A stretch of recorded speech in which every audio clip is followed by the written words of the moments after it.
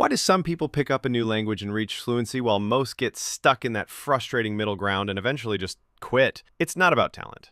It's not about having a language brain. It's about one specific phase that breaks almost everyone. A phase called the dip. But not you. Not after today, because by the end of this video, you will have the tools to push through the single most difficult part of language learning and stop being a victim of your own frustration. If you're ready for that, let's get into it. First things first, you have to shift how you think about the struggle. When you start learning a language, it's exciting. You're making rapid progress. Then, a few months in, you hit a wall. Progress stalls. Every study session feels like you're getting nowhere. This is the dip. It's that sinking feeling in your stomach when you hear a native speaker and the gap between you and them feels impossibly wide. It's the humiliation of freezing up when someone asks you to say something in the language you're learning and your mind just goes blank. This is what makes people see it as a sign of failure. They are wrong. Remember, a smooth road never made a skilled driver. The dip isn't failure. It's the audition for fluency. It's the training ground that separates those who will succeed from those who will give up. Look at someone like Sabrina Carpenter. She made music for over a decade before her overnight success. The world saw the breakout, but they didn't see the 10-year audition she had to pass first. The dip exists to see if you truly want what's on the other side. It weeds out the people who don't want it badly enough, because frustration isn't the wall you hit, it's the whetstone that sharpens you for the success you're about to earn. The key is knowing what to quit and what to double down on. Almost everyone gets it backwards. I'll tell you a quick story about a guy named Alex. He started learning Japanese for anime, but the dip hit him so hard he felt like an imposter in his own hobby. Ready to quit, he decided to break the one promise he'd made to himself when he started. He traded his boring textbook for kids' anime and endless flashcards for 15-minute chats about video games. A year later, he was watching his favorite shows. The promise he broke was to be a serious student. He learned you don't quit the language, you quit the punishment. This is the key, but it leads to a question we all need to ask ourselves. What if the only thing holding you back is a method you chose on day one? If you want to get through the dip, you must stop doing 3 things immediately. The next 3 points might feel like a personal attack. They're not. They are the diagnosis you need to hear.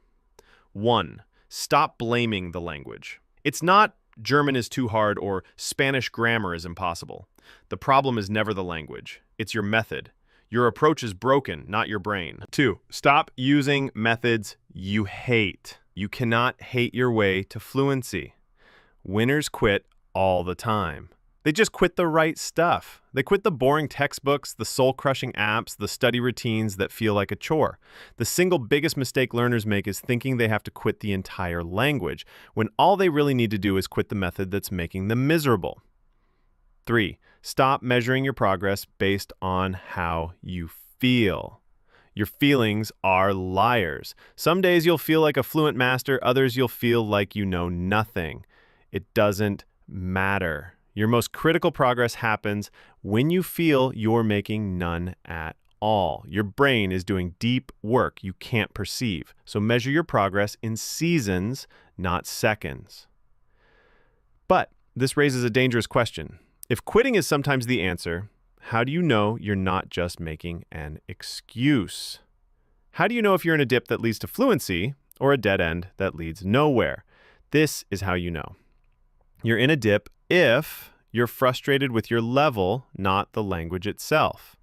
You still find the culture interesting, you still want to watch the movies, you're just mad you can't do it yet. You're in a dip if you look back 3 months and can honestly say you've improved, even slightly. The end goal still excites you.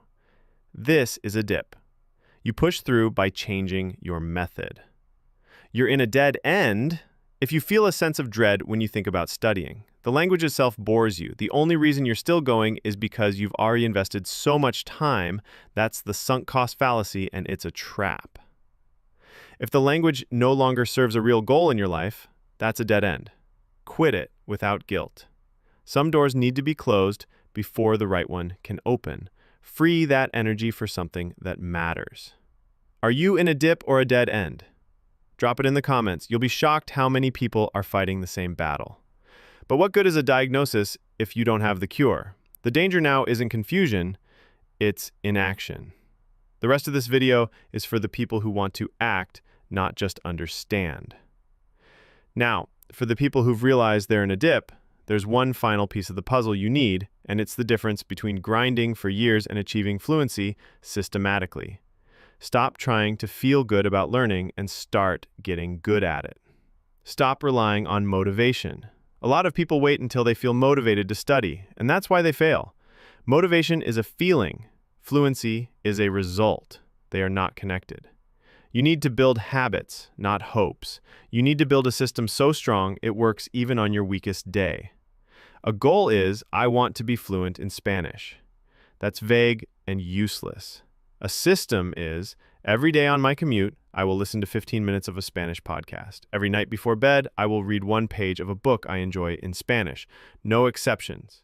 But let's be real. A system is just a fantasy if you can't execute it. Let's take that goal of reading a book. How can you read an entire chapter of a foreign book tonight, even if you only know 200 words? The secret has nothing to do with a dictionary or flashcards. Your brain isn't built to decode a story word by painful word. It's built to recognize patterns and fill in gaps using context. The mistake we all make is picking a book where we have zero context. So here's the answer. You do it by picking up a book you've already read and loved in your own language. Harry Potter, The Hunger Games, a thriller you couldn't put down. You already know the plot, the characters, who lives and who dies. That existing knowledge acts as a scaffold, allowing your brain to fill in the massive vocabulary gaps. You're not decoding anymore, you're connecting. You're letting the story you love pull you through the language you're learning. But that level of focus requires us to win a war against the ultimate distraction. So, what's the one setting on your phone that, if you change it, can double your ability to concentrate? Remember, the hint is, it's not notifications.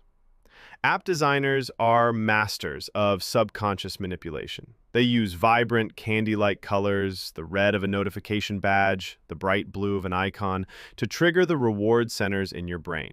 Your phone isn't a neutral tool, it's a digital slot machine, and every color is designed to make you pull the lever again and again. You can't win a willpower fight against that. So you have to change the game. The setting is grayscale. Go into your phone's accessibility settings and turn your screen to black and white.